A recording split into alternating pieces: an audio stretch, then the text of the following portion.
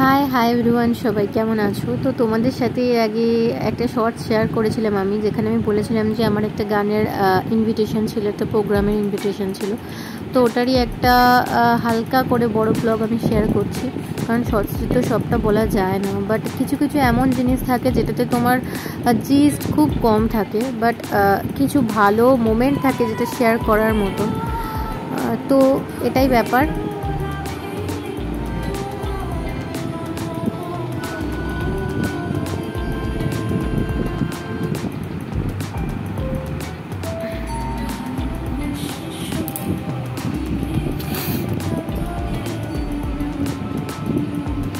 দেখলে একটা খুব সুন্দর নাচ হচ্ছিল।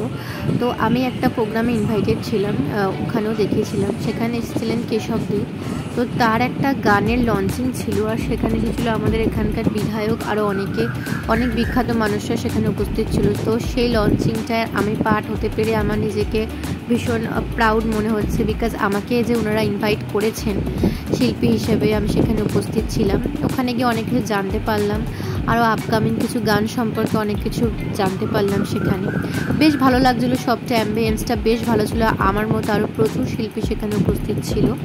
সত্যি কথা বলতে আমি বা আমার মতো অন্য শিল্পীরা যারা গান নিয়ে আছেন, গানের মধ্যে বেঁচে আছেন এবং গানকে ভালোবেসে আছেন, তাদের কাছে অনুষ্ঠানগুলো একটা অন্য মাত্রা দেয়, গানকে ভালোবাসতে আরও বেশি করে উদ্বুদ্ধ করে।